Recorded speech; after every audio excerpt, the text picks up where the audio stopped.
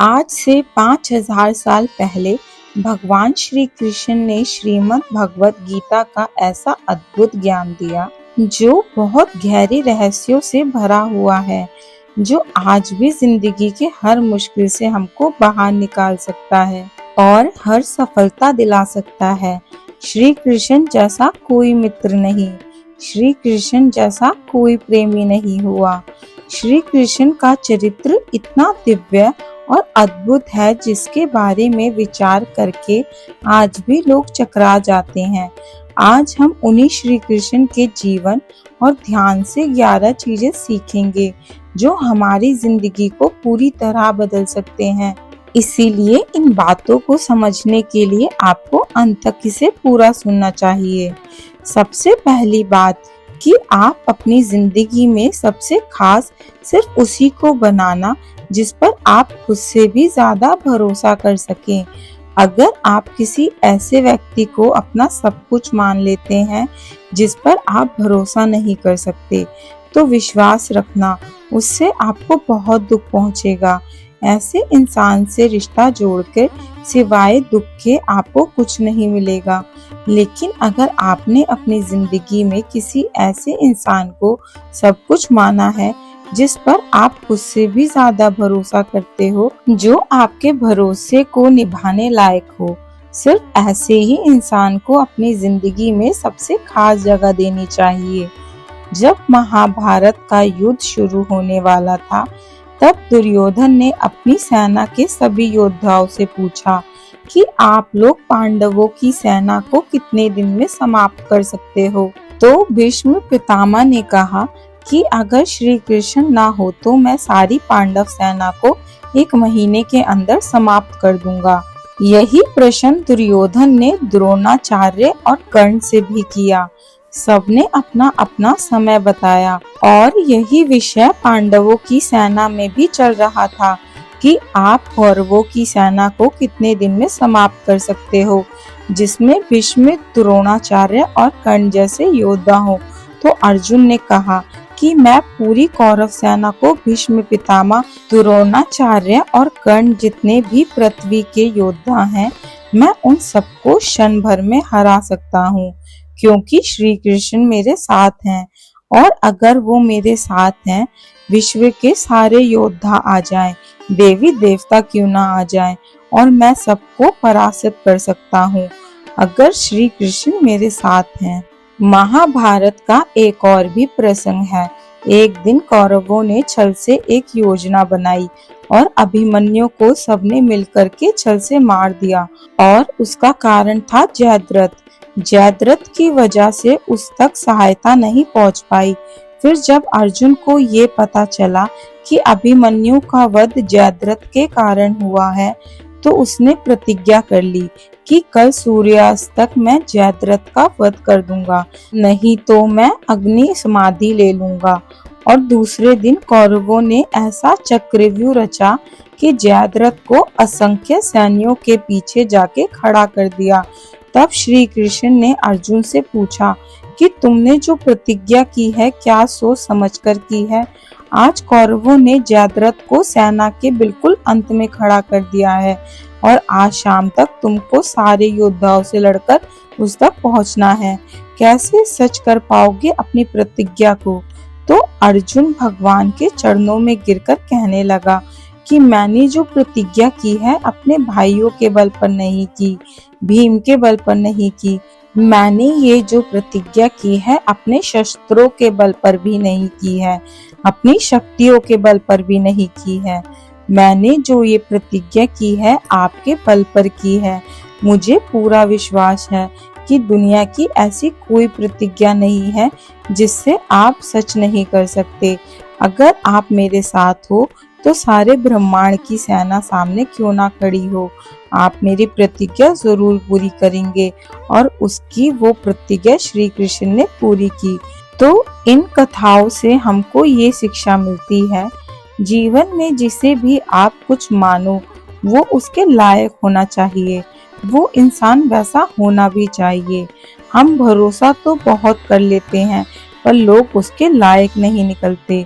तो ये शिक्षा हमें अपनी जिंदगी में जरूर अपनानी चाहिए कि जिस पर भी हम भरोसा करें वो उस भरोसे के लायक जरूर होना चाहिए। श्री कृष्ण से दूसरी चीज हमें ये सीखनी चाहिए, मित्रता निभाना। भले ही वो गांव में रहे पर उनका लालन पालन एक धनी परिवार में हुआ, लेकिन जो उनके मित्र थे वो बहुत गरीब थे। वो अपने मित्रों से कहते थे कि तुम लोग अपने पैरों में चप्पल क्यों नहीं पहनते हो? तो उन्होंने कहा, ए कृष्ण, हमारे पास चप्पल पहनने को है ही नहीं, तो हम पहनेंगे क्या? तो श्री कृष्ण ने भी उस दिन से चप्पल पहनना छोड़ दिया और कहा, जो जीवन मेरे मित्र जीते हैं वही जीवन मैं जीऊंगा। अगर कोई ऐसी चीज जिसे मेरे मित्र ले नहीं सकते, खा नहीं सकते, वो मैं भी नहीं खाऊंगा, वो मैं भी नहीं लूंगा। एक मित्र था भगवान श्री कृष्ण का, जिसका नाम था सुदामा। वो अयाची ब्राह्मण था, मतलब कि वो कभी किसी से मांगता नहीं था और उसकी वजह से उसको दान दक्षिणा मिलती भी नहीं थी। एक दिन उसकी पत्नी ने कहा कि श्री कृष्ण तो तुम्हारे मित्र हैं, द्वारिका के राजा हैं, स्वर्ण नगरी है उनकी, तुम उनके पास जाकर उनसे मदद क्यों नहीं मांगते? तो सुदामा बोला कि मैं अपने मित्र से कैसे मांग सकता हूँ, मैं तो कभी किसी से कुछ मांगता ही नहीं। तो उसकी पत्नी ने बोला, अपने लिए मत मांगो, अपने बच्चों के लिए तो मांगो। जब सुदामा यात्रा करके द्वारका पहुंचा तो काफी दिन तक वहां पर रहा और इतने दिन तक रहने के बाद भी वो श्री कृष्ण से अपने लिए कुछ मांग ही नहीं पाया। लेकिन श्री कृष्ण उसकी सारी स्थिति समझ गए। जब वो द्वारका में रह रहा था, उन्होंने अपने लोग भेजकर उसके शहर में उसके लिए सुंदर महल तैयार करवा दिया। काफी दिन रहने के बाद जब सुदामा वापस गया तो वो बहुत खुश था कि मैं श्री कृष्ण से मिलके आया हूँ, पर मन में दुख भी था कि मैं अपने लिए कुछ मांग ही नहीं पाया। जब वो अपने घर पहुंचा तो देखा जहाँ उसका घर था वहाँ एक महल खड़ा हो गया है, दास दासियां खड़े हो गए हैं और अपनी पत्नी को जब सोने के आभूषणों से ढका देखा तो वो हैरान हो गया। सुदामा कहने लगा कि ये सब आया कहाँ से? तो उसकी पत्नी ने बोला, ये सब आपके मित्र श्री कृष्ण ने किया है। सुदामा ने कहा, मैंने तो कुछ मांगा भी नहीं। मित्र हो तो कृष्ण जैसा, जो बिना मांगे ही सब कुछ दे दे। तो दोस्ती निभाना सीखना है तो श्री कृष्ण से सीखना चाहिए। और आजकल के मित्र तो ऐसे हैं, अगर कोई कुछ मांग ले तो सारे दोस्त गायब हो जाते हैं। आप कभी किसी से मांग कर देखो, जो आपको दोस्त कहते हैं सब भाग खड़े होंगे। श्री कृष्ण से तीसरी बात ये सीखनी चाहिए, प्रेम निभाना। वैसे तो उनके प्रेम में बहुत उदाहरण हैं, पर एक उदाहरण से हम समझेंगे। श्री कृष्ण द्वारिका के राजा थे, उनसे शक्तिशाली उस समय पर कोई नहीं था, उनसे धन्य उस समय पर कोई नहीं था, लेकिन उन्होंने फिर भी अर्जुन का रथ चलाया। वो घोड़ों को पानी पिलाते थे और घोड़ों की सफाई करते थे। आज की भाषा में कहा जाए तो ड्राइवर का काम हो गया। जब पांडवों ने यज्ञ किया था तो वहां पर उन्होंने सारे लोगों के छोटे पत्तल उठाए थे। वो कहते थे कि अर्जुन मेरो प्राण है और मैं अर्जुन को प्राण। अर्जुन के जीवन से जीवन हमारा है। तो प्रेम निभाना सीखना है तो श्री कृष्ण से सीखना चाहिए। श्री कृष्ण से चौथी बात ये सीखनी चाहिए कि जिंदगी की बड़ी से बड़ी मुश्किल और कठिनाई में भी खुश रहना चाहिए। श्री कृष्ण का तो जीवन जन्म से लेकर ही बहुत मुश्किल रहा। जेल के अंदर तो उनका जन्म हुआ था। पैदा होते ही कंस ने उनको मारने के लिए बहुत यत्न किए। हर पल जीवन में उन्होंने मुश्किलों का सामना किया, पर कभी उन्होंने दुख को स्वीकार नहीं किया। जीवन को पूरे आनंद से जिया और पूरी प्रशंसा से जिया। हमारी लाइफ में थोड़ी सी प्रॉब्लम आती है तो हम हिल जाते हैं, कई बार तो कोई दुविधा होती ही नहीं, सिर्फ दुविधा आने का, दुख आने का डर होता है, चिंता होती है। उसी की वजह से हम परेशान हो जाते हैं। जिंदगी को आप कंट्रोल नहीं कर सकते, परिस्थितियों को आप कंट्रोल नहीं कर सकते, पर परिस्थितियां चाहे कैसी भी हो, उसमें खुश रहना है या दुखी रहना है, वो आपकी अपनी चॉइस होती है। वास्तविकता में दुख और सुख बाहर की चीज है ही नहीं, सब आपके अंदर की चीज है। तो श्री कृष्ण के चरित्र से ये बात जरूर सीखनी चाहिए कि बाहर की परिस्थितियां चाहे कैसी भी हो, लेकिन हमको अंदर से हमेशा खुश रहना चाहिए। श्री कृष्ण के चरित्र से पांचवी बात सीखने वाली ये है कि जो जैसा है उसके साथ वैसा चलो। श्री कृष्ण को पता था कि द्रोणाचार्य और भीष्म ये लोग धर्मात्मा लोग हैं, लेकिन वो अधर्म के पक्ष में खड़े हैं। तो अगर वो अधर्म के पक्ष में खड़े हैं तो वो भी अधर्मी हुए, और जो अधर्मी है उसका नाश जरूरी है। औरों ने सिर्फ षड्यंत्र किया, छल किया, तो उनको श्री कृष्ण ने भी छल से ही समाप्त किया। मर्यादा उसके सामने दिखाओ जो मर्यादा जानता हो, इज्जत उसको दो जो इज्जत को समझता हो। कई बार हम उन लोगों को इतनी ज्यादा अहमियत दे देते हैं, इज्जत दे देते हैं और कदर करते हैं जिन्हें उसकी वैल्यू ही नहीं होती। और कई बार जो इंसान गलत होता है हम उसको कुछ कहते ही नहीं है, चुपचाप सहते रहते हैं। कोई इंसान अगर हमसे बड़ा है या हमसे पोस्ट में बड़ा है या हमसे धर्म कर्म ज्यादा करता है, इसका मतलब ये नहीं है कि वो हमें जज करे या वो हमारे साथ गलत चले। अगर कोई आपके साथ गलत चलता है तो वहाँ मर्यादा काम नहीं आती है। इसलिए श्री कृष्ण के चरित्र से ये जरूर सीखना चाहिए कि जो इंसान जैसा है उसके साथ वैसा चलो। दुष्ट के साथ ज्यादा अच्छा चलोगे तो भी वो आपके साथ अच्छा नहीं चलेगा, लेकिन जो आपके साथ अच्छा है, भलाई करता है, उसके साथ आप कभी बुराई मत करो, आप भी उसके साथ हमेशा अच्छा चलो। श्री कृष्ण के चरित्र से छठी बात हमें ये सीखनी चाहिए कि कभी किसी को खोने से मत डरो। जब महाभारत का युद्ध समाप्त हो गया तब श्री कृष्ण को लगा कि जो मेरे वंशज हैं, जो यादव हैं, वो इस समय पृथ्वी पर सबसे ज्यादा शक्तिशाली हैं, उन्हें कोई मार नहीं सकता। तो गांधारी के श्राप को माध्यम बना के अपने ही वंश को आपस में लड़वा के खत्म कर दिया। इतनी बड़ी जो सोने की द्वारका नगरी बनाई थी, वो पूरा महल वापस समुद्र में डूब गया। उनका सारा वंश ही खत्म हो गया और खुशी खुशी उन्होंने उसे स्वीकार किया।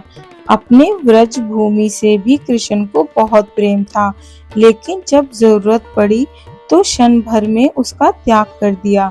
सबसे प्रेम किया, पर जब जहाँ त्याग की बात आई, छोड़ने की बात आई, तो उन्होंने कभी देर नहीं की। ऐसे ही जब हम चीजों से चिपक जाते हैं, किसी को खोने से डरते हैं, तब वो चीज हमारे लिए मुसीबत बन जाती है। कुछ चीजों को पकड़े रहना हमें बहुत तकलीफ देता है। कुछ खोने का डर हमारी जिंदगी की खुशी छीन लेता है। जब आप किसी को खोने से डरते हैं ना, तो एक तो पक्की बात ये है कि उस चीज को खोने के चांसेस बहुत बढ़ जाते हैं। लेकिन जब आपके अंदर किसी चीज को खोने का डर खत्म हो जाता है, तब आप खुद बच्चा बन जाते हैं, फिर आपको परवाह ही नहीं रहती। इसीलिए श्री कृष्ण के चरित्र से यह बात जरूर सीखनी चाहिए कि हमें कभी भी किसी चीज को खोने से नहीं डरना चाहिए। सातवीं बात श्री कृष्ण से हमें ये सीखनी चाहिए कि आपको जो कुछ भी जिंदगी में चाहिए उसके लिए आपको खुद मेहनत करनी होगी और कोई नहीं आने वाला आपकी भलाई करने के लिए। श्री कृष्ण ने अर्जुन से कहा कि हे अर्जुन, तुझे अपनी भलाई खुद ही करनी होगी, अपने लिए कुछ अच्छा खुद ही करना होगा। यही इस दुनिया का कड़वा सच है। हम लोगों को अपना सहारा मान लेते हैं, उनसे उम्मीद लगा बैठते हैं कि यह हमारी मदद करेंगे, मुसीबत में काम आएंगे और मुश्किल वक्त में हमारा साथ देंगे। पर वो सच नहीं होता है। वो लोग आपके मुश्किल वक्त में कभी काम नहीं आते हैं, जिनसे आप सबसे ज्यादा उम्मीद लगाते हो। इसलिए आप खुद को ही इतना मजबूत बनाओ कि आपको कभी किसी के सहारे की जरूरत ही ना पड़े। सहारा हमेशा कमजोर लोग लेते हैं। जिनके अंदर शक्ति होती है वो अपना सहारा खुद बनते हैं। 8वीं शिक्षा हमें श्री कृष्ण के चरित्र से ये सीखनी चाहिए कि लोगों के बारे में कभी मत सोचो, सिर्फ वो करो जो सही है। श्री कृष्ण के चरित्र को लेकर आज तक भी लोग बहुत उल्टी सीधी बातें करते हैं। उस समय तो सोचो क्या हाल रहा होगा, पर उन्होंने कभी परवाह नहीं की कि लोग क्या कहते हैं। वही किया जो समाज के लिए सही है और जो उनका धर्म था। कई लोग कहते हैं कि उन्होंने अपने वचन खुद तोड़ दिए। जहां उनके भक्तों की रक्षा की बात आई तो उन्होंने कहा, मुझे मेरे वचन की कोई परवाह नहीं है। जहां धर्म की रक्षा करनी है, अधर्म को नष्ट करना है, वहां मेरा वचन कोई मायने नहीं रखता। जो अच्छा इंसान है मैं उसकी रक्षा करूंगा और जो दुष्ट है उसका नाश होना बहुत जरूरी है। तो दुनिया चाहे जो भी कहे, आपको वही करना है जो आपके लिए सही है। आपको वही करना है जो आपके परिवार के लिए सही है। श्री कृष्ण के चरित्र से 9वीं शिक्षा हमें ये सीखनी चाहिए कि अगर झूठ बोलने से किसी का भला होता है, किसी की रक्षा होती है, तो वो झूठ पुण्य होता है, पाप नहीं। द्रोणाचार्य का वध एक झूठ की वजह से हुआ। जब उन्हें झूठी खबर पहुंचाई गई कि उनका पुत्र अश्वत्थामा मारा जा चुका है, तो उसके वियोग में उन्होंने अपने अस्त्र ही त्याग दिए और जिसकी वजह से धृष्टद्युम्न ने अपनी तलवार से उनका गला काटकर उनकी मृत्यु कर दी। कई लोग कहते हैं हम सच कह देते हैं, फिर किसी को बुरा लगे तो लगे, और वास्तविकता में लोग सच कहते ही उसी टाइम है जब किसी को बुरा लगाना हो, वरना लोग हमेशा झूठ ही कहते हैं। दूसरों की झूठी तारीफ करते हैं। दूसरों को खुश करने के लिए लोग हमेशा झूठ ही बोलते हैं। जब किसी को चोट पहुंचानी हो ना, लोग सिर्फ तभी सच बोलते हैं, भले किसी को कड़वा लगे, भले किसी को बुरा लगे। अरे हम तो सच ही बोलते हैं, लेकिन ऐसा सच ही क्या जो किसी को दुख पहुंचाए। ऐसा सच ही किस काम का जो किसी को पीड़ा दे, जो किसी का दिल दुखाए। सच बोलने का भी एक तरीका होता है। अगर वो किसी को नहीं आता तो वो अपना सच झूठ से भी बढ़कर पाप देता है।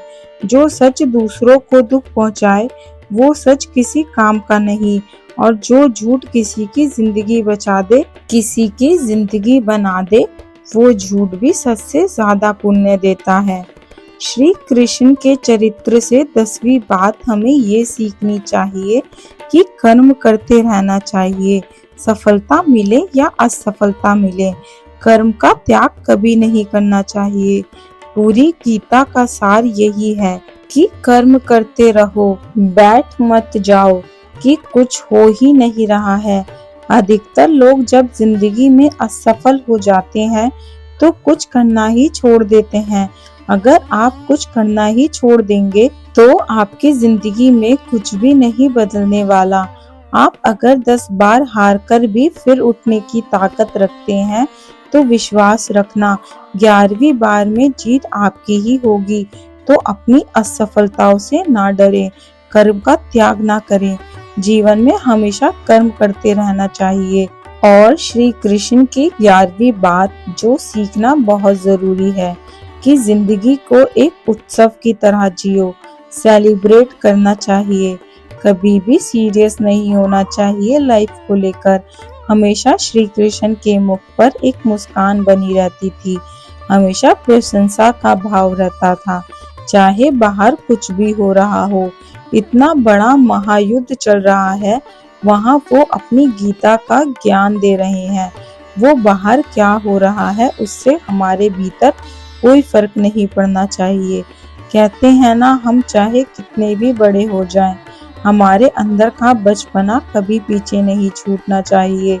इसलिए लाइफ को लेकर ज्यादा सीरियस होने की जरूरत नहीं है। कुछ भी यहाँ वैसे भी परमानेंट नहीं है, कुछ भी आपके कंट्रोल में नहीं है।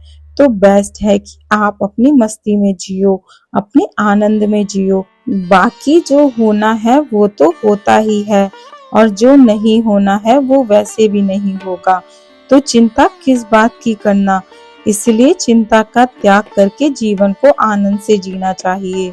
जो भी व्यक्ति श्री कृष्ण के चरित्र की इन 11 बातों को अपनी जिंदगी में उतार देगा, विश्वास रखना, वो जीवन की हर सफलता को हासिल करेगा, अपने मन की शांति और जीवन के आनंद को प्राप्त करेगा।